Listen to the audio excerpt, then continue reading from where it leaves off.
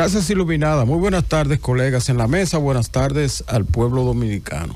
Una vez pasaron las elecciones municipales, han surgido múltiples voces pidiendo que las elecciones próximas, en las próximas elecciones se unifiquen, tanto la presidencial, congresual como la municipal.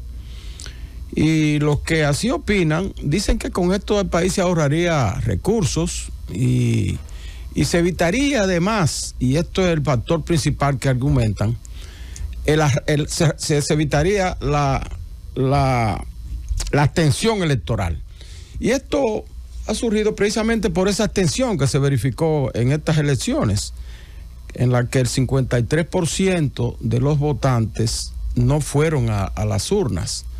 Y entonces eso se califica como ilegitimidad de las elecciones. La oposición quiso adoptar ese argumento como una forma de restarle mérito a las elecciones. Sin embargo, eso no ha ocurrido porque las elecciones a las elecciones se va a ganar o a perder, y los que vayan a votar son los que deciden quién gana o quién pierde. Y además que la abstención no se le puede atribuir solamente a una fuerza política. En los abstencionistas hay de todas las fuerzas. De manera que eso no prosperó bastante, pero sí ha estado surgiendo la idea de que se unifican las elecciones. Y yo creo que eso sería retroceder en la República Dominicana. Retroceder porque la reforma que se hizo de celebrar elecciones separadas se debió a evitar se hizo para evitar el arrastre. El arrastre de que un líder con determinación, ¿verdad?, con popularidad en un momento determinado, que encabece una boleta de un partido, puede arrastrar a los demás candidatos.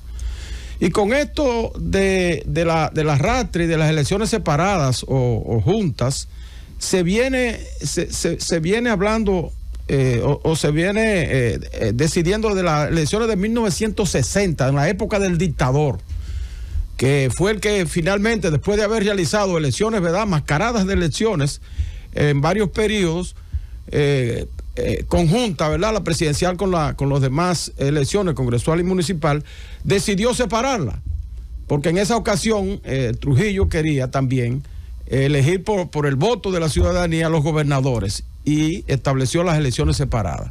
Pero luego entonces las elecciones que ganó el profesor Juan Bosch, después del ajusticiamiento de Trujillo, se volvió a unificar. Y entonces ahí el PRD, que encabezaba el profesor Bosch, sacó una gran mayoría, se produjo el arrastre.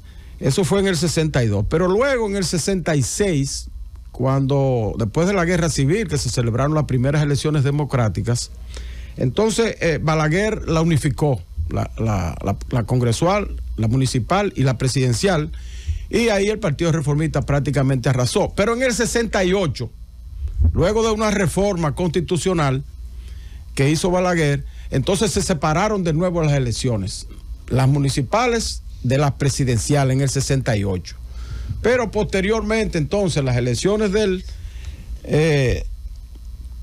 94, esto llegó así hasta el 94, cuando se hizo cuando la crisis, ¿verdad?, electoral entre el Partido Reformista y el PRD, encabezado por el doctor Peña Gómez, ahí en esa reforma constitucional, entonces se estableció las elecciones separadas de nuevo. Las elecciones separadas, la municipal de la presidencial. Y se celebraron las primeras en el 1998. Luego siguió en el 2002, siguieron separadas en el 2006, separadas, y también en el 2010. En el 2010 se produjo entonces la reforma de Lionel, la reforma constitucional, y ahí se volvieron a unir las elecciones, se estableció el sistema de que se celebraran con 3 meses de antelación, que es el que tenemos en la actualidad. Separadas, pero con 3 meses de antelación. Entonces ahora, en el 2020, también fueron así, separadas con 3 meses de antelación, aunque tuvieron que posponerse por el asunto que se produjo en los cómputos de la Junta, que las elecciones se suspendieron y hubo que celebrar a poco tiempo después. Entonces llegamos a esa época. Fíjense ustedes la variación que ha tenido esto de las elecciones separadas y unificadas. Ahora hay muchos sectores que están pidiendo también que se mantenga las separadas, pero que sea con 2 años de antelación, no con 3 meses, para evitar el arrastre. Yo creo que esa es una buena propuesta.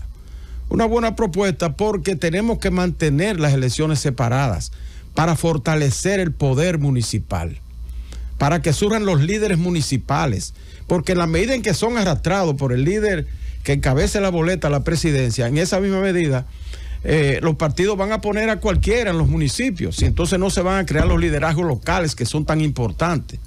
Nosotros tenemos que comenzar a fortalecer el poder municipal. Desde la fundación de la República, Juan Pablo Duarte estableció en su primera constitución que el poder municipal era el 4º poder del Estado. Y entonces las elecciones separadas sirven para fortalecer ese poder. Ahora, ¿qué tenemos que hacer? Devolverle a los ayuntamientos las facultades de ser gobiernos locales en las comunidades. Porque a los ayuntamientos le han quitado todas las facultades. Entonces ahora la gente se pregunta, ¿a qué yo voy a votar por un alcalde o por un regidor si ellos no tienen funciones decisivas para mi vida en ese municipio? No deciden sobre el alumbrado eléctrico, no deciden sobre el agua, no se deciden sobre la educación, no deciden sobre la salud, no deciden sobre las cosas fundamentales de una comunidad. Solamente se dedican a recoger basura y a dar uno que otro permiso para el uso de suelo. Entonces yo pienso que, y soy partidario, de que las elecciones se mantengan separadas y que si se va a hacer una reforma en el próximo periodo, se haga para separar las 2 años como estuvo anteriormente y no los 3 meses como está en la actualidad. Pero nunca unir la presidencial con la municipal, porque eso lo que va a representar es un retroceso hacia el arrastre de las candidaturas. Cuando un presidente está popular, cuando un líder está popular y se postula a la presidencia y se realizan al mismo tiempo elecciones congresuales y municipales, entonces indiscutiblemente que se va a producir el arrastre. Porque ahora la gente no tiene tanto interés de votar por lo que le estoy diciendo, porque la municipalidad no es un factor decisivo en el municipio. Todo está concentrado en el poder ejecutivo. Entonces los alcaldes y los regidores no tienen mucha fuerza. Hay gente que ni sabe por qué el regidor va a votar el día de las elecciones. Y la promoción tampoco se hace muy profusa porque son demasiados.